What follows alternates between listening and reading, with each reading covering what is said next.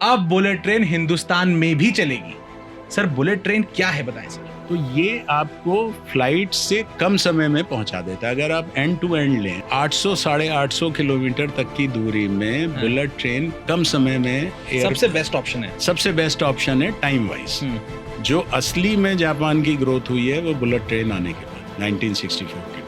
ये चिड़िया का नेचर ने जो चोंच और जो इसका आगे का फेस बनाया है वो कुछ ऐसा है कि बड़े स्मूथली वो पानी में चला जाता है मिनिमम रेजिस्टेंस के साथ, तभी नहीं उछलता ना पानी। तो उसको उन्होंने स्टडी किया और उससे इंस्पायर होकर के इसकी शेप निकाली। आपने 500 किलोमीटर की स्पीड एक्सपीरियंस की है? 510 किलोमीटर की स्पीड मैंने अनुभव की है। ट्रेन के अंदर 510 के अंदर 510। सर प्लेन नहीं चलते इतने में? तो प्लेन भी लगभग इतने में चलते हैं। थोड़ा सा ज्यादा। 0.1% इंटरेस्ट रेट पे ये गवर्नमेंट ऑफ जापान ने गवर्नमेंट ऑफ इंडिया को लोन दिया है। 0.1%। मैं बड़े कॉन्फिडेंस से कह सकता हूँ कि देश का अब तक का सबसे ज़्यादा वैल्यू का इंफ्रास्ट्रक्चर प्रोजेक्ट है। 1,10,000 करोड़ रुपए इसकी सैंक्शन कॉस्ट है। एक सिंगल प्रोजेक्ट इतनी वैल्यू का और कोई नहीं है इंफ्रास्ट्रक्चर सेक्टर में।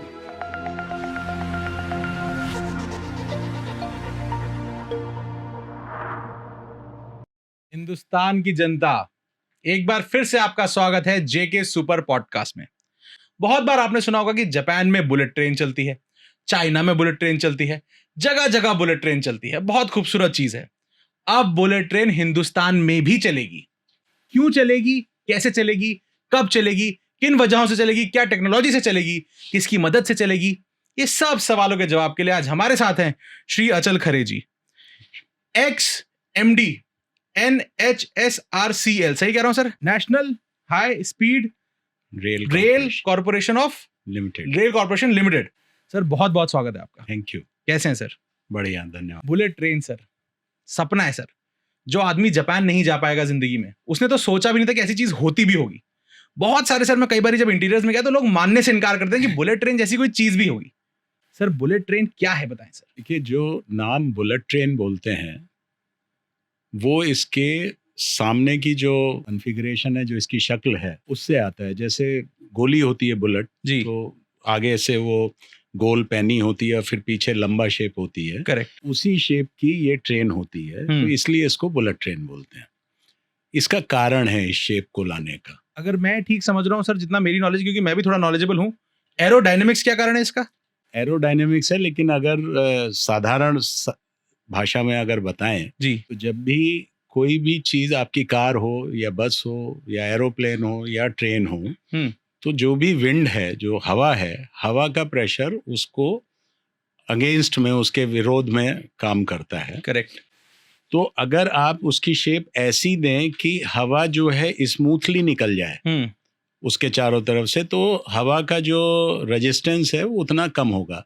रेजिस्टेंस कम होने का मतलब है कि जो पावर आप लगा रहे हो इंजन से, मोटर से पावर लगा रहे हो, उससे आप ज़्यादा स्पीड दे पाओगे, क्योंकि हवा का रेजिस्टेंस कम हो गया। तो जब भी स्पीड बढ़ाने की बात होती है किसी भी चीज़ की, सबसे ज़्यादा जरूरी ये है कि उसकी आप शेप को इस तरीके से बनाएं कि हवा का रेजिस्टेंस मिनिमम। इसीलिए दुनिया में जो भी चीज़ बहुत स्पीड पे चलती है वो चीज आगे से तीखी होती है, चाहे वो रॉकेट हो, चाहे वो बुलेट ट्रेन हो, चाहे वो गोली हो। बिल्कुल। तो सर बुलेट ट्रेन इस वजह से इसका नाम है, और इसकी स्पीड की तो खैर खास बात है ही है। और एक चीज मैं और बता दूं इसमें जी, जापानी जो हैं सबसे पहली बुलेट ट्रेन दुनिया में जापानीज लाए थे 1964 में। 1964 में पहली बुलेट ट्रेन चल गई थी 1964 में। और जापानीज जो हैं वो प्रकृति से बहुत इंस्पिरेशन लेते हैं, बहुत ज़्यादा इंस्पिरेशन लेते हैं वो प्रकृति से। तो एक चिड़िया होती है किंगफिशर, आपने देखा होगा। जी। जो बुलेट ट्रेन के डिजाइनर थे जापानीज, वो कहीं बैठे हुए थे, तो वो चिड़िया जो है वो आती थी पानी में, ये पानी में गोता लगा करके और फिश पकड़ती है। ऊपर से देखती है फिश होगी तो गोता लगा के फिश पकड़ती है। तो उन्होंने देखा कि जब ये पानी के अंदर जाती है तो कुछ भी पानी स्पिल नहीं होता, बाहर अच्छा। जैसे आप स्विमिंग पूल में कूदते हो तो पानी निकलता है, तो इसमें पानी नहीं निकलता। तो उनको ये लगा कि ये चिड़िया का नेचर ने जो चोंच और जो इसका आगे का फेस बनाया है वो कुछ ऐसा है कि बड़े स्मूथली वो पानी में चला जाता है मिनिमम रेजिस्टेंस के साथ, तभी नहीं उछलता ना पानी। तो उसको उन्होंने स्टडी किया और उससे इंस्पायर हो करके इसकी शेप निकाली।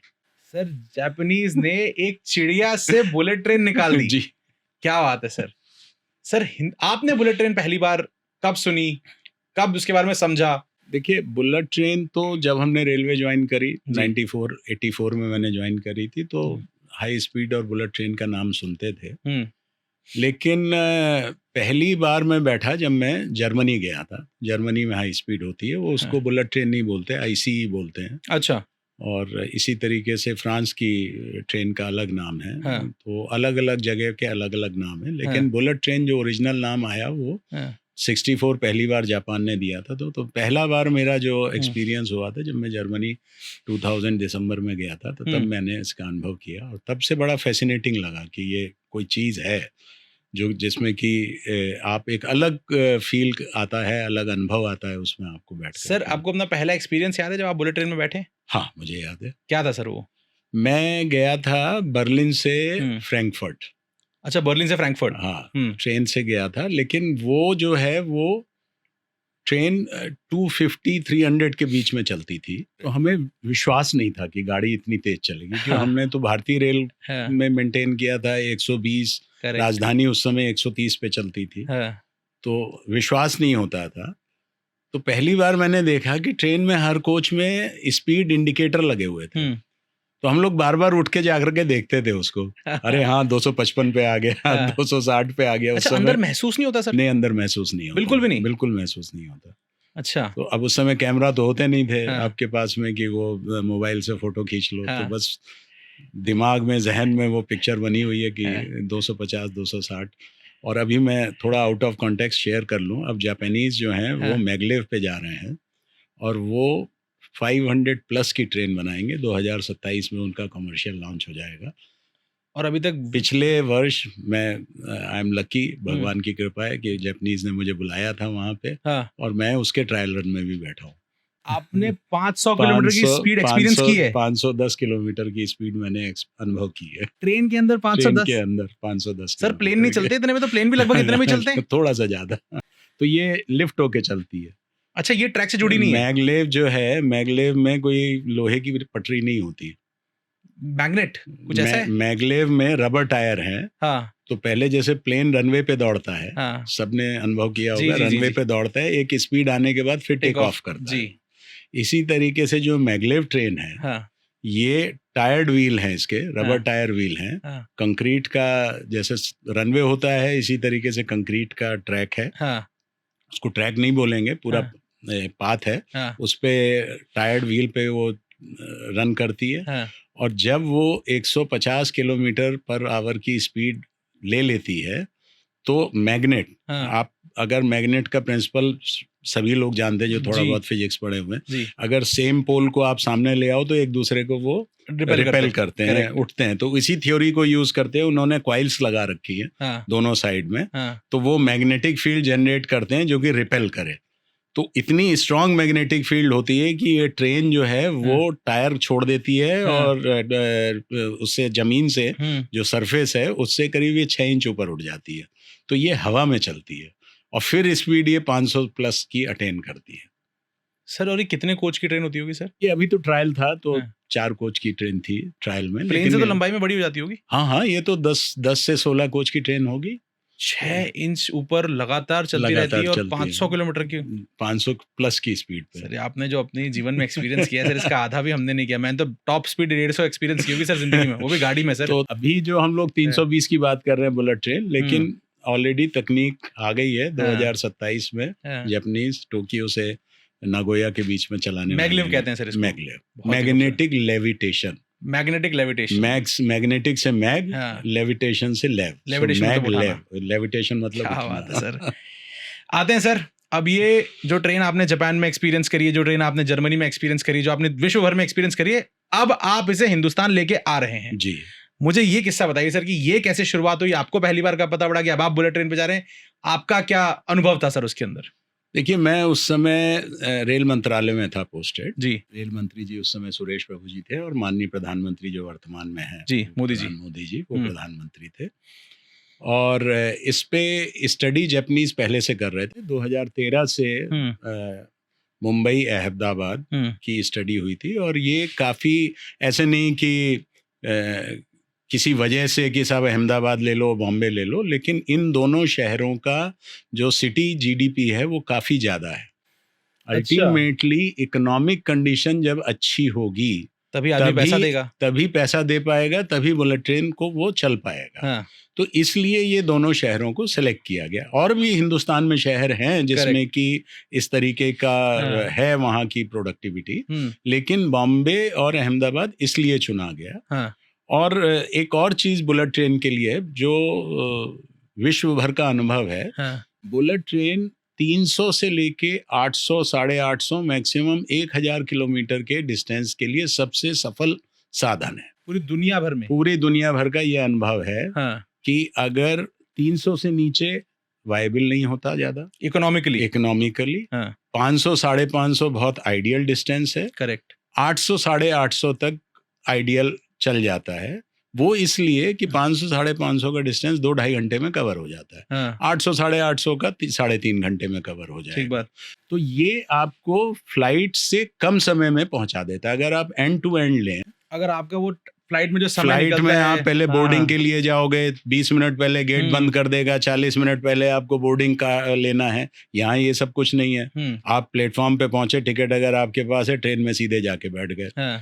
तो ये आप अगर end to end origin to destination देखें तो 800, 850 किलोमीटर तक की दूरी में बुलेट ट्रेन कम समय में सबसे बेस्ट ऑप्शन है। सबसे बेस्ट ऑप्शन है टाइम वाइज सबसे बेस्ट ऑप्शन है। दूसरा, आप अपनी जो भी कार्य क्रिया है वो कर सकते हो। आप अपना लैपटॉप चलाओ, आप कुछ भी करो, उसमें आप टेक ऑफ करते समय नहीं कर सकते, लैंडिंग करते समय नहीं कर सकते। तो ये सब लगेज की इशू है। तो प्लस रिजर्वेशन का इशू है। जो यहाँ पे या इवन जापान में जो बुलेट ट्रेन है उसमें रिजर्व कोच भी है, अनरिजर्व कोच भी है। अगर आपका सडन प्रोग्राम बना, अब आपको रिजर्वेशन नहीं मिल रहा है, तो आप टिकट खरीदिए और अनरिजर्व कोच में जाके बैठ जाइए। मतलब सर उस तरह जैसे जनरल कोचेस होते हैं, उस तरीके से हाथ के हाथ वहाँ कोई सीट रिजर्व नहीं होगी। बिल्कुल।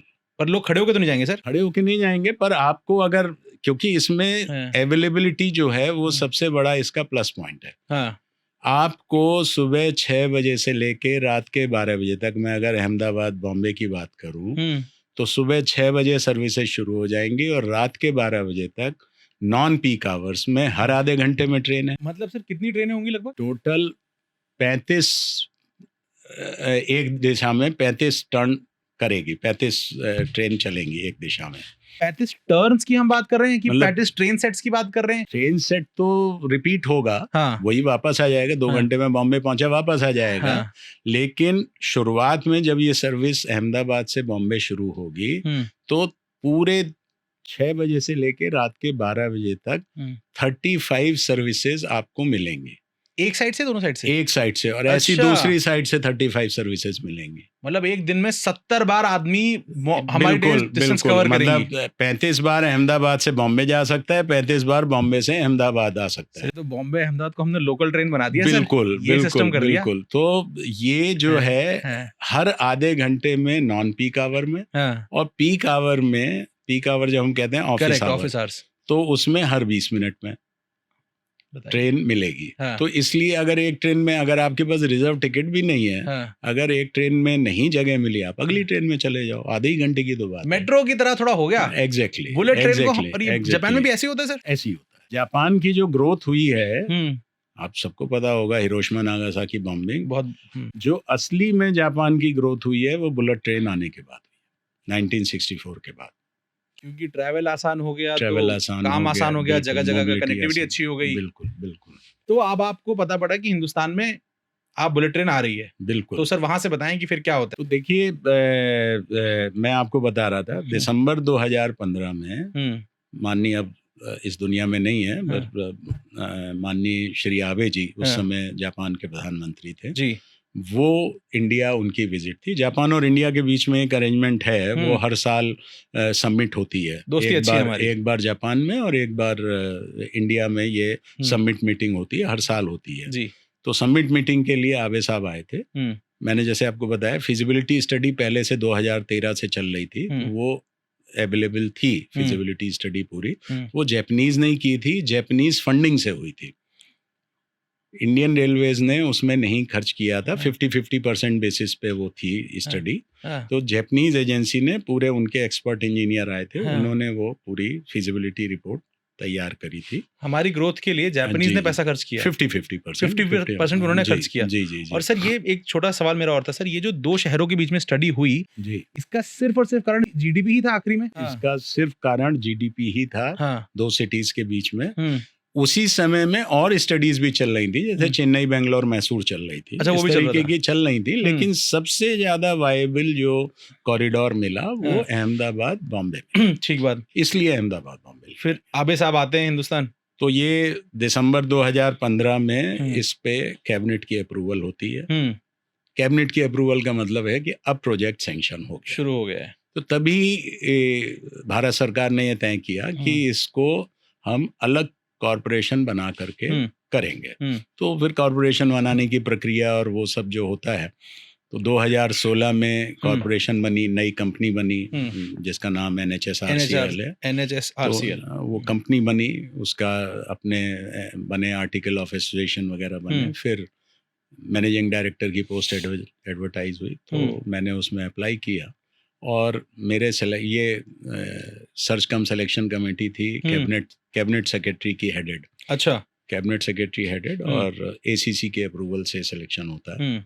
तो मैं फिर अप्रैल में मेरा अपॉइंटमेंट हुआ, तो मैंने 20 अप्रैल को ज्वाइन किया वहाँ पे, रेलवे से रिजाइन करके और NHSRCL को आपने ज्वाइन किया सर। NHSRCL जब आप पहुंच गए, सबसे पहला काम क्या शुरू होता है सर? देखिए, अगर मैं अपनी जर्नी बताऊं जी, तो हमारे पास तो ऑफिस भी नहीं था। अच्छा, ऑफिस भी नहीं है ना। हाँ। हमारे पास में जो बैकअप टीम थी वो मुझे रेल मंत्रालय ने, जब मैं उस समय एडवाइजर इंफ्रास्ट्रक्चर होता था, तो ये प्रोजेक्ट इंफ्रा डायरेक्टरेट क्योंकि देखती थी, तो मेरे पास ही था। मैं इसका कोऑर्डिनेटिंग डायरेक्टर होता था, MD नहीं था, पर वो डेप्यूटी, मतलब वो रेलवे वाली पोस्टिंग थी। तो उस समय रेल मंत्री और चेयरमैन रेलवे बोर्ड ने ये कहा कि भाई आप कुछ लोग नॉमिनेशन बेसिस पे डेपुटेशन पे ले लीजिए, मतलब थोड़े दिन आप इनके साथ काम कर लीजिए। नहीं, रेलवे के कुछ लोग जो इच्छुक थे। ऑब्वियसली उसमें ये मैं धन्यवाद दूंगा सब लोगों को कि उसमें हमें ये लिबर्टी दी कि आप अपनी पसंद के अधिकारी ले लीजिए। अच्छा, तो वो हमने कुछ अधिकारी लिए, और अगर गिनती करूं तो उस समय हमने एक फील्ड में और 3 दिल्ली में, तो इस तरीके से 4 अधिकारी हुए और एक 2 करके और जुड़े। तो उनके लिए एक छोटा सा, जितना बड़ा आपका ये स्टूडियो, इससे थोड़ा डबल समझ लें, मेरिडियन में एक छोटा सा ये स्पेस लेकर के वहाँ पे दफ्तर चलाया। और ये जो हम लोग बैठे हुए हैं, इसी का डबल साइज आप टेबल का ले लो, एक कमरा था। जब मैं MD बना तो मैंने वहाँ जा करके उसमें ज्वाइन किया। फिर वहाँ से पहला काम था हमें अपना ऑफिस देखना। तो हमने ऑफिस देखा, एशिया भवन में हमने द्वारका में अपना ऑफिस बनाया, वो अगस्त में हमने चालू किया जी। और फील्ड के कुछ लोग, बड़ौदा में एक ऑफिसर को हमने लिया, बॉम्बे में एक ऑलरेडी ले चुके थे, अहमदाबाद में लिया। तो इस तरीके से कुछ, पर फील्ड के लोगों में मेरे पास में हमने इसका जो ऑफिशियली माननीय मोदी जी और आबे जी आए थे सितंबर में फाउंडेशन स्टोन के लिए, तब साबरमती में इसका हम लोगों ने कराया था सेरेमनी जी। उस समय हम लोग 8-9 लोग थे बस, जब हम लोगों ने ये पूरी सेरेमनी कराई थी वहाँ पे। बुलेट ट्रेन का काम स्टार्ट होता है 8 या 9 लोगों से लगभग। जी। अच्छा, जी। ये बड़ा स्पष्ट निर्देश था कि किसी ऐसी जगह सेरेमनी नहीं होगी, आप सेरेमनी वहीं पे करेंगे जहाँ पे कुछ बुलेट ट्रेन का आने वाला है। अच्छा, कोई ऐसा स्थान आप सेलेक्ट करेंगे जहाँ पे कि बुलेट ट्रेन का कुछ आए, कोई स्ट्रक्चर या कोई स्टेशन या कुछ ऐसा आए। तो वो एक ढूंढना अपने आप में एक बड़ा काम था। तो एक ये शर्त थी, दूसरी ये थी कि जब उद्घाटन हो जाएगा, फाउंडेशन स्टोन लेइंग सेरेमनी हो जाएगी, तो तुरंत काम फिजिकली शुरू हो जाना चाहिए। अच्छा, ऑन ग्राउंड काम फिर शुरू हो जाना चाहिए। तो हम लोगों ने, क्योंकि इसमें एक बहुत अच्छा ट्रेनिंग इंस्टीट्यूट आ रहा है, तो हम लोगों ने बड़ौदा में बन रहा है इसका, स्पेसिफिकली बुलेट ट्रेन के लिए, स्पेशली बुलेट ट्रेन के High speed. लिए हाई स्पीड का ट्रेनिंग इंस्टीट्यूट बड़ौदा में बन रहा है। हाँ। तो रेल मंत्रालय के सहयोग से बड़ौदा में अभी एक नायर करके इंस्टीट्यूशन है, national academy of Indian railway, correct, उसमें लैंड प्लॉट एलोकेट हमें किया गया, और ये सब दिनों में हुआ है। हम गए, देखा, तुरंत वो लैंड प्लॉट एलोकेट हुआ, और फिर हमें उसकी पूरी डिज़ाइन बनवानी थी। हॉस्टल बिल्डिंग हम लोगों ने तय किया कि यहाँ सबसे पहले बनाएंगे, तो डिज़ाइन तैयार करी गई, डिज़ाइन तैयार करके उसका कॉन्ट्रैक्ट अवार्ड किया गया। एक सैंपल ट्रैक आज भी वहाँ पे बना हुआ है। तो सबसे पहले हमने सैंपल ट्रैक कि किस तरीके का बुलेट ट्रेन का ट्रैक दिखेगा, वो 50 मीटर एक तरीके का और 50 मीटर दूसरे तरीके का, ऐसा ट्रैक वो वहाँ सबसे पहले बना दिया गया है। वो अच्छा। है, एग्जिस्ट करता है बड़ौदा हाँ। में। तो उसका जापानीज कंपनी को एक कॉन्ट्रैक्ट अवार्ड किया गया, और जिस दिन ये दोनों प्रधानमंत्री ने मिलकर के उद्घाटन किया, उस दिन वो काम बड़ौदा में शुरू हो गया था। वो काम शुरू हो जाता है जी सर। अब करते हैं इस बारे में बात कि अब फिजिकली काम शुरू हो गया है। जी, हमने पार्टनर किया किसी के साथ इसके लिए। देखिए, ये जो पूरा प्रोजेक्ट है, ये पूरा जापानीज तकनीकी सहयोग और वित्तीय सहयोग, technical and financial assistance. Financial assistance भी फाइनेंशियल असिस्टेंस जापान की है। 81% प्रोजेक्ट कॉस्ट की फंडिंग जापान से हो रही है through a very soft loan. हाँ, और अच्छा। सॉफ्ट लोन वाकई में सॉफ्ट है। वो आप ऐसे समझोगे कि 0.1% इंटरेस्ट रेट पे ये गवर्नमेंट ऑफ जापान ने गवर्नमेंट ऑफ इंडिया को लोन दिया है, 0.1%। ये बहुत अच्छे लोग हैं, मैं बता रहा हूँ सर। जापानीज का मतलब और पेबैक पीरियड है 50 साल। क्या है तो ये एक चीज मैं और बता दूं, ये दोनों सरकारों का सहयोग, और ऑब्वियसली जब सरकार की बात करते हैं तो एक केमिस्ट्री डेवलप हो जाती है। जापान में उनकी एक एजेंसी है जाइका। जाइका के अपने मॉडल हैं लोन देने के, वो करते हैं, पूरे दुनिया में करते हैं। तो ये वाला जो लोन है, ये जाइका के मॉडल में भी फिट नहीं हो रहा था। वो भी नहीं कर सकते थे ये, क्योंकि जाइका का मॉडल जो है वो 0.4 और 0.7% है, और जो कि दुनिया में बहुत कम, जो कि बहुत कम है। तो चूंकि ये कमिटमेंट था गवर्नमेंट ऑफ जापान का, और स्पेशली आबे साहब का, तो जापान की पार्लियामेंट से वन टाइम अप्रूवल लेकर के ये लोन सैंक्शन किया गया था 0.1%। ये जापान ने आज तक कभी भी दुनिया के किसी देश को इतने कम दरों पे लोन नहीं दिया जो बुलेट ट्रेन के लिए मिल रहा है। जापान हमारा सच में बहुत अच्छा तो ये स्पेशली मैं ये बात को बता के उन लोगों को ये डाउट भी क्लियर करना चाहता हूँ कि कुछ लोगों के दिमाग में रहता है कि इतना पैसा क्यों खर्च कर रहे हैं बुलेट ट्रेन पे। क्योंकि जापान ने बुलेट ट्रेन के लिए आपको 0.1% पे लोन दिया हुआ है। किसी और चीज के लिए तो नहीं दिया है ना, इसलिए कर रहे हैं। और 50 साल तक उनको रिटर्न 50 साल में आपको रिटर्न बैक करना है। तो जापानीज लोगों से हम टेक्निकल और फाइनेंशियल असिस्टेंस तो ये फाइनेंशियल हो गया। प्रैक्टिकली सारी construction cost Japanese soft loan से आ रही है। जो लोन अरेंजमेंट होता है, चाहे वो वर्ल्ड बैंक का हो या जापान के किसी या एडीबी का हो, किसी भी एजेंसी से, लोन अरेंजमेंट में आपकी जमीन की कॉस्ट शामिल नहीं होती है। ठीक बात। जमीन आपको जो सरकार, राज्य सरकार या केंद्र सरकार या दोनों मिलकर अगर बना रहे हैं, तो जमीन का खर्चा आपको खुद देना पड़ेगा।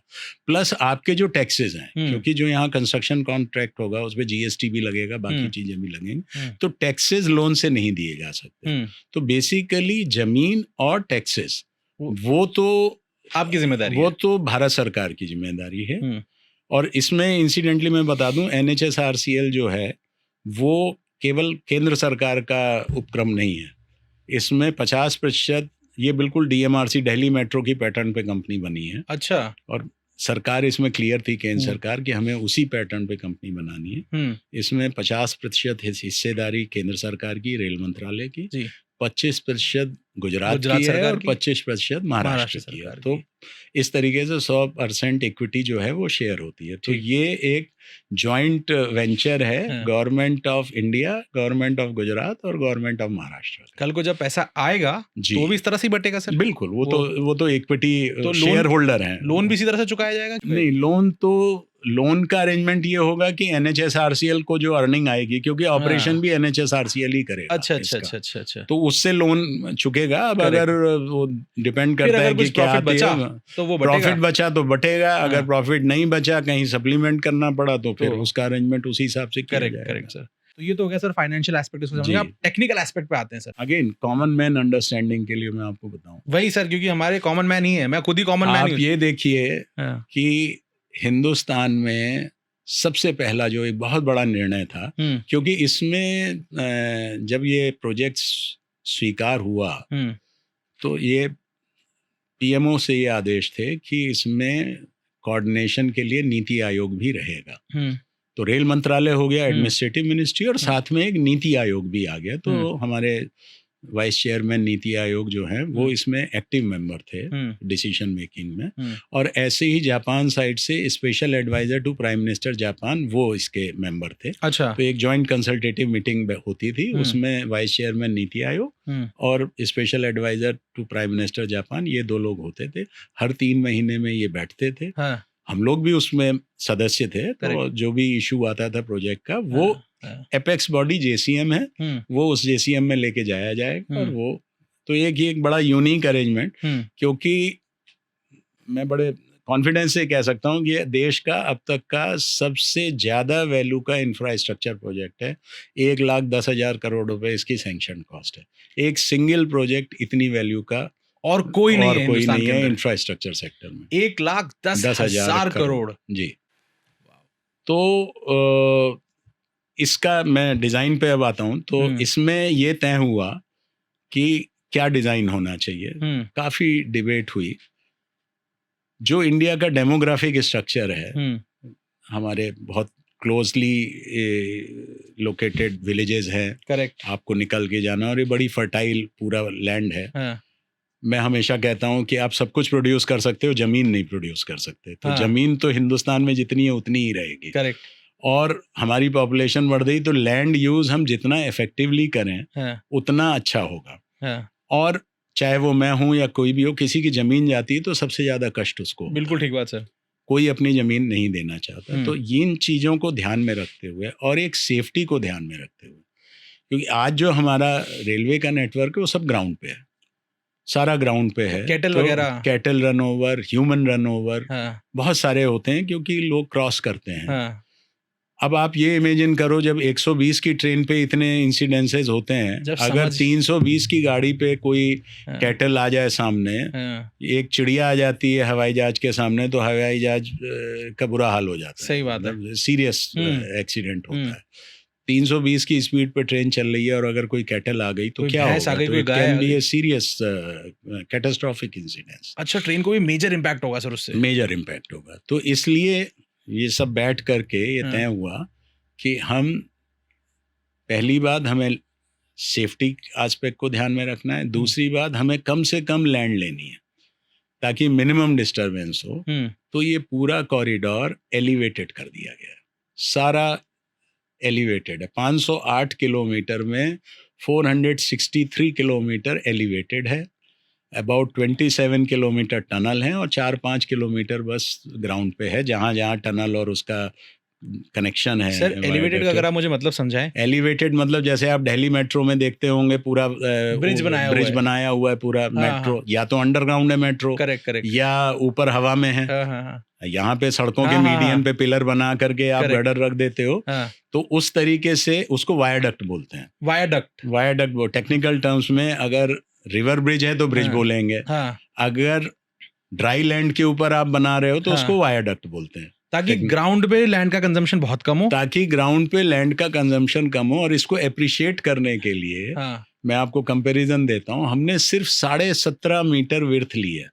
17.5 मीटर? 17.5 मीटर। अगर आप इसको हाईवे से कंपेयर करें, जो एक्सप्रेसवे बनता है, एक्सप्रेसवे में आजकल 110 से 120 मीटर विड्थ ली जा रही है एक्सप्रेसवे बनाने के लिए। Against that 17.5 metre width land की लेकर के उसमें ये बुलेट ट्रेन बनाई जाएगी। हमने मतलब मोर देन 1/5 लैंड एक्विजिशन कम कर दिया। जी, क्योंकि हमने एलिवेटेड सारा ऊपर एलिवेटेड कर दिया।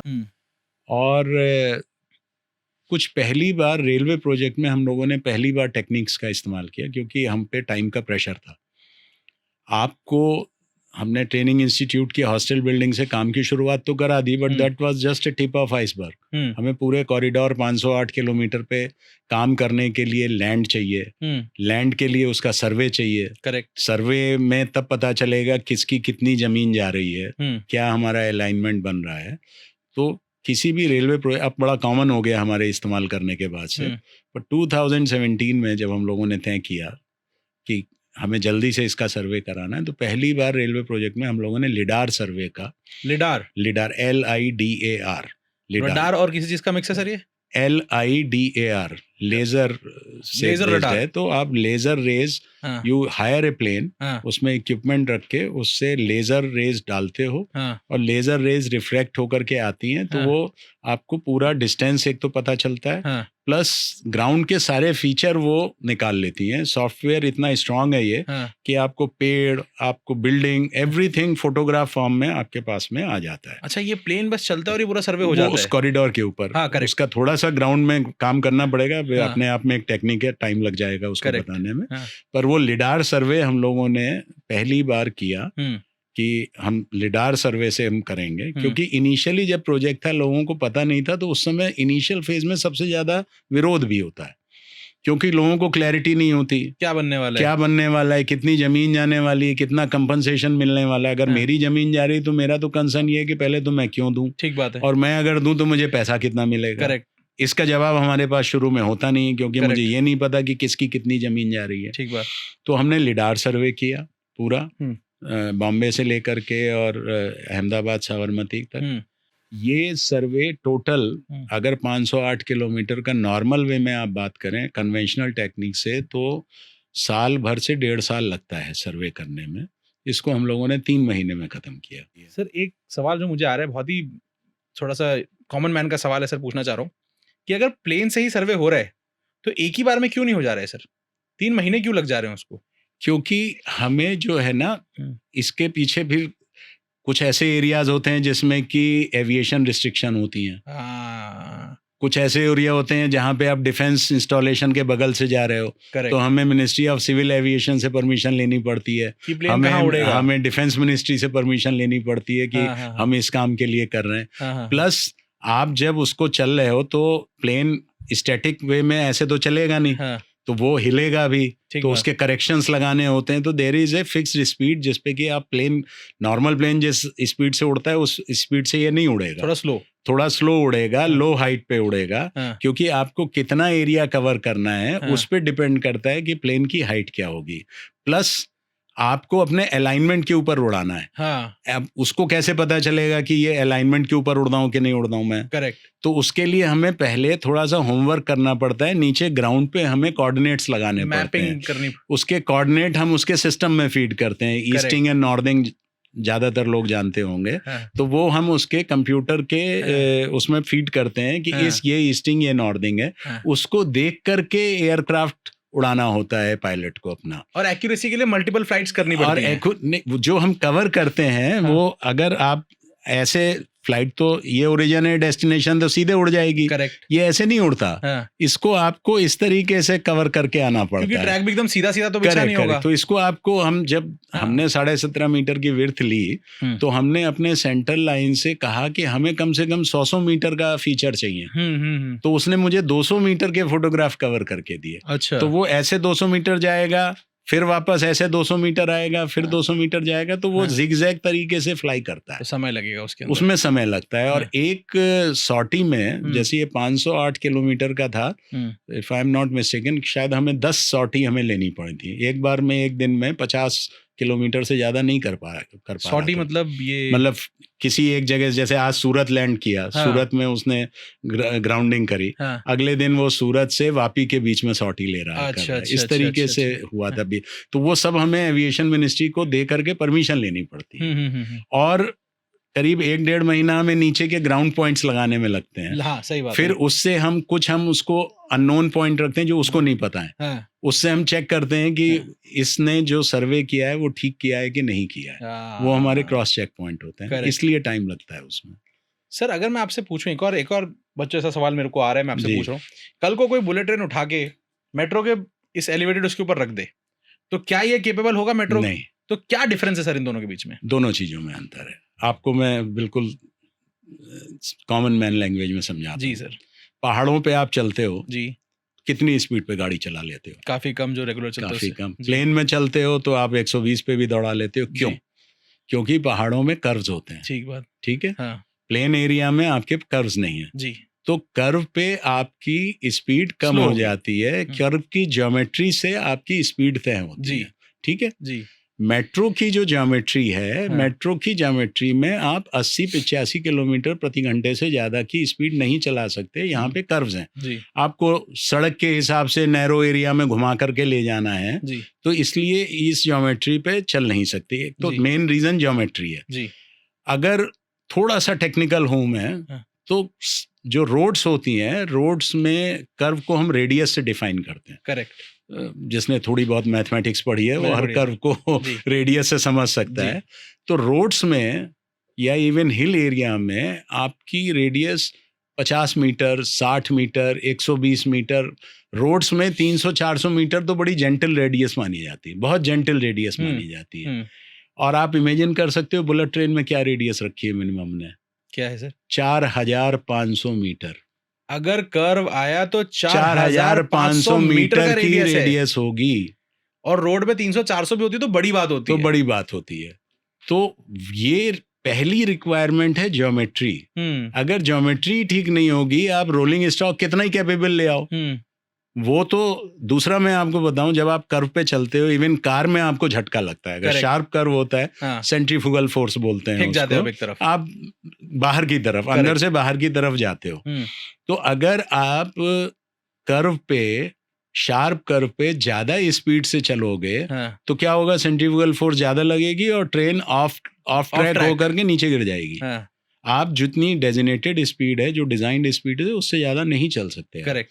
तो इसलिए बुलेट ट्रेन और बाकी जगह हाँ। रेडियस में बहुत अंतर है। हमारी जो, और ऐसा नहीं है कि ये दिल्ली अहमदाबाद, ये मुंबई अहमदाबाद के बीच में सारे कर्व 4500 मीटर रेडियस के, कहीं कहीं हमें थोड़े से कम भी लगाने पड़े। जैसे बड़ौदा की अप्रोच में हमने 600 मीटर का कर्व लगाया है। हाँ। लेकिन वो हमने इसलिए अफोर्ड कर लिया क्योंकि सारी गाड़ियां बड़ौदा में रुकनी है। हाँ, तो स्पीड कम करेंगे। तो हमने कहा कि भाई ठीक है, यहाँ कर्व की रेडियस पे कंप्रोमाइज कर लेते हैं, क्योंकि बड़ौदा में जो एंट्री होगी वो 125-150 किलोमीटर पर आवर के हिसाब से होगी। करेक्ट। तो 600 मीटर का कर्व लगा देते हैं। हाँ। और वो इसलिए लगाया, थोड़ा मैं आउट ऑफ कॉन्टेक्स्ट जा रहा हूँ, सर। वो इसलिए लगाया क्योंकि हमें कुछ जगह पे इंडियन रेलवे से बुलेट ट्रेन की कनेक्टिविटी देनी थी, ताकि इंटरमोडल ट्रांसफर में पैसेंजर्स को दिक्कत ना आए, कि कोई वडोदरा भी आए तो वहां से भी जा सके। तो बड़ौदा अगर कोई आ रहा है, बड़ौदा मेजर जंक्शन पॉइंट है रेलवेज का, तो बड़ौदा अगर कोई रेलवे सिस्टम से, इंडियन रेलवे के सिस्टम से आ रहा है, तो वो उतर करके, वॉक करके बुलेट ट्रेन के स्टेशन पे जाके बुलेट ट्रेन पकड़ के बॉम्बे चला जाए। तो हमने बड़ौदा, अहमदाबाद और साबरमती 3 जगह हमने बुलेट ट्रेन की कनेक्टिविटी इंडियन रेलवे के स्टेशन से दी है। सर जो मैं पूछना चाह रहा हूँ सर, वो ये पूछना चाह रहा हूँ कि अगर यही मेट्रो का जो पूरा काम, मेट्रो से कोई कंपैरिजन नहीं कर रहा हूँ सर, बस पूछना चाह रहा हूँ कि अगर ये स्ट्रेट होता और यही बुलेट ट्रेन अगर उस पर रख दी जाए, इसके स्ट्रेट विदाउट किसी कर्व पे रख दी जाए, और आपको 10 किलोमीटर का स्ट्रेच अगर स्ट्रेट मिल जाए, तो क्या ये जो ब्रिजेस हैं ये केपेबल हैं उसको, उसका? नहीं है। हाँ। उसकी वजह है, अगेन साधारण भाषा में अगर आप समझें, तो आप कम स्पीड पे चल रहे हो, तो जो कि कोई भी, अगर इस मेज पे मैं वजन रखूं तो क्या होगा? ये डिफ्लेक्ट करेगी, करेक्ट, झुकेगी नीचे, जी, ठीक है जी। तो आपको अगर ये एक वजन रखा मैंने, मान लीजिए 10 टन का, 20 टन का, तो ये झुक रही है जी। अब इस झुके हुए चीज पे मुझे गाड़ी निकाल के ले जानी है जी, ठीक है जी। अब आप इमेजिन करो कि ये ज्यादा झुक गई और मैं हाई स्पीड पे जा रहा हूं, तो क्या होगा? ये जंप कर जाएगी, डिफ्लेक्शन अगर ज्यादा होगा, ठीक है ना। तो जो मुझे डिजाइन बनाना पड़ता है, जो मैंने स्ट्रक्चर डिजाइन किया है वायडक्ट का, वो इस हिसाब से डिजाइन किया है कि ये डिफ्लेक्शन, जो इसका जो सेटलमेंट या डिफ्लेक्शन बोलते हैं, सेटलमेंट जो है वो इतना कम हो कि उस पे 320 की स्पीड से गाड़ी जाए तो कोई उसको जर्क ना लगे, कोई उसको वो ऑफलोड ना हो, ऑफ ट्रैक ना हो। इस वाले गर्डर पे अगर मैं चलाऊंगा, मेट्रो के गर्डर पे चलाऊंगा इस स्पीड पे, तो डिफ्लेक्शन ज़्यादा होगा और नहीं चल पाएगी। तो एक चीज़ नहीं होती है, उसकी ट्रेन की टेक्नोलॉजी, सिग्नलिंग की टेक्नोलॉजी, ट्रैक की टेक्नोलॉजी, ट्रैक की जो इरेगुलरिटी होती हैं, हर आप सड़क बनाते हो तो कहीं कहीं झटका लगता है, कहीं आपको बम्प लगता है, आप कहते हो ये सड़क अच्छी नहीं है, सड़क है। ऐसी ट्रैक में टॉलरेंसेज होती है। आप जो उसका लेवल बनाते हो वो 1 mm की टॉलरेंस में 1 से 1.5 mm की टॉलरेंस में हाई स्पीड का ट्रैक ले किया जाता है। अच्छा, बिकॉज आप 320 की ट्रेन पे 320 की स्पीड पे चला रहे हो। अगर आप उसमें 4-5 mm की टॉलरेंस डाल दोगे तो बिल्कुल रैटल कर जाएगी ट्रेन। मतलब उसका डिफ्लेक्शन का जो मार्जिन है वो 1 mm से 1.5 mm तक का ही है। जी। और नॉर्मल ट्रेन में शायद ये 4 से 5 mm का हो जाता होगा। तो मेट्रो में भी ऐसे ही है। और जो सर ये हमारी ये चल रही है इसमें भी है, इसमें भी 10 mm ये 5-6 mm का मार्जिन, नहीं 5-6 mm का मार्जिन होता है, इससे ज्यादा नहीं होता। अदरवाइज फिर आपको लगेगा या फिर स्पीड रिस्ट्रिक्शन लगानी पड़ेगी, झटके लगेंगे आपको। अभी तो इसलिए ये ना मेट्रो, ना इंडियन रेलवे, बुलेट ट्रेन, ये 3 अलग अलग तकनीक है, इनको आपस में कंपेयर नहीं कर सकते। लेना देना ही नहीं है। ये एक बताया। इसी तरीके से सिग्नलिंग सिस्टम अलग है। इसी तरीके से आपका जो रोलिंग स्टॉक का जो ट्रेन का चलाने का सिस्टम है वो अलग है। ऊपर जो OHE है जिससे आप करंट ड्रॉ करते हो, जिससे कि पावर मिलती है, वो अलग है। अगर आप समझ सकते हो, अगर आपको ज़्यादा स्पीड पे चलानी है तो आपको ज़्यादा पावर चाहिए। पावर ज़्यादा चाहिए मतलब करंट ज़्यादा चाहिए। आप बुलेट ट्रेन का रोलिंग स्टॉक मेट्रो में रखोगे तो उतनी करंट ही नहीं मिलेगी, चल ही नहीं पाएगा वो। तो हर चीज़ को देखना पड़ेगा आपको। सर ये आप गडर की बात कर रहे हैं जी, गडर एक्चुअली होता क्या है ये? और सर एक चीज और, चलिए पहले गडर पे आते हैं। गडर एक्चुअली क्या होता है सर? देखिए, गडर ब्रिजेस तो सबने देखे होंगे जी। यमुना ब्रिज है, गंगा ब्रिज है। बिल्कुल। तो आप जब ब्रिज बनाते हो तो ब्रिज में आप पिलर खड़े करते हो सबसे पहले, ठीक है। Pillar 40 meter, 50 meter, 30 meter, 100 meter भी हो सकते हैं, 150 मीटर भी हो सकते हैं, डिपेंडिंग अपॉन। इन 2 पिलर के बीच का डिस्टेंस या गैप आप किससे कवर करोगे? कुछ रखोगे उसके ऊपर, प्लेटफॉर्म जी, उसको आप प्लेटफॉर्म बोल लो, कुछ बोल लो, टेक्निकल भाषा में इसको गर्डर बोलते हैं। गर्डर, GIRDER, गर्डर जी। तो पियर के ऊपर आपने जो स्पैन बना, टेक्निकल भाषा में एक पियर से दूसरे पियर का जो डिस्टेंस है, इसको स्पैन बोलते हैं। ठीक। और इस स्पैन को आप ब्रिज कर रहे हो गर्डर रख करके। तो हम ये बोलते हैं 40 मीटर स्पैन का गर्डर है, 60 मीटर स्पैन का गर्डर है, 100 मीटर स्पैन का गर्डर है, इस तरीके से बोलते हैं। अब ये गर्डर है, इस पे जब वजन आएगा, कोई भी लोड आएगा, मूविंग लोड आएगा, तो ये डिफ्लेक्ट करेगा। कोई भी चीज डिफ्लेक्ट करती है, करेक्ट, ठीक है। तो अब गर्डर का मुझे डिजाइन इतना स्ट्रांग चाहिए कि वो डिफ्लेक्शन बिल्कुल लिमिट के अंदर हो, करेक्ट, पहली बात। दूसरा, आप एक इमेजिन करो कि इधर एक गर्डर है, इधर एक गर्डर है, तो जहां पे ये जुड़ता है तो वहां पे ये ऐसे सैक करेगा गर्डर, तो ये एक एंगल बना, ये एक एंगल बना। मैं ये आपको इसलिए समझा रहा हूँ कि ये गर्डर ऐसे डिफ्लेक्ट किया और ये गर्डर ऐसे डिफ्लेक्ट किया, तो ये यहाँ पे एंगल बन गया, इस तरीके से क्राउन बन गया, तो स्पीड को प्रॉब्लम आएगी। ठीक है। अब ये जब क्राउन बन गया इसमें, तो हाई स्पीड पे इस क्राउन को निगोशिएट करने में दिक्कत आएगी। सही बात। तो इसमें हम लोग हाई स्पीड में, मेट्रो वगैरह में ये इंपॉर्टेंट क्राइटेरिया नहीं है, लेकिन हाई स्पीड में ये जो एंगुलर डिफ्लेक्शन है, टेक्निकल भाषा में इसको एंगुलर डिफ्लेक्शन बोलते हैं। करेक्ट। तो वर्टिकल डिफ्लेक्शन भी कंट्रोल किया जाता है और एंगुलर डिफ्लेक्शन भी कंट्रोल किया जाता है। तो इस वजह से इवन दो हमारा जो कोच है वो मेट्रो कोच के बराबर ही है वजन उसका, उससे हैवी नहीं है, बुलेट का है। हाँ, उससे हैवी नहीं है, एल्युमिनियम कोचेज हैं वो मैं आपको कोच के बारे में बाद में बताऊंगा उसकी क्या यूनिक फीचर्स हैं। लेकिन वजन कोई खास ज्यादा नहीं है उसका भी, पर इन रिक्वायरमेंट की वजह से कि एंगुलर डिफ्लेक्शन कंट्रोल करना है, वर्टिकल डिफ्लेक्शन कंट्रोल करना है, जो अगर सेम स्पैन लें, 40 मीटर मेट्रो का गर्डर ले लें और 40 मीटर आप बुलेट ट्रेन का गर्डर ले लो, तो बिकॉज इसमें डिफ्लेक्शन कंट्रोल करना है, इसका मतलब गर्डर को हैवी बनाना पड़ेगा। करेक्ट। इसका वजन करीब 68% हायर है मेट्रो के गर्डर से। 68% जी। मेट्रो का गर्डर 650-700 टन का होता है और गर्डर 40 मीटर का बुलेट ट्रेन का 1100 टन का है। 1100 टन का जी, एक एक गर्डर। गर्डर 40 मीटर का। सर ऐसे नंबर्स में अगर मैं आपसे ऐसे ही पूछूं कि कितने गर्डर्स लग गए होंगे सर लगभग लगभग? 60 किलोमीटर लग गए, वायडक्ट तैयार हो गया है।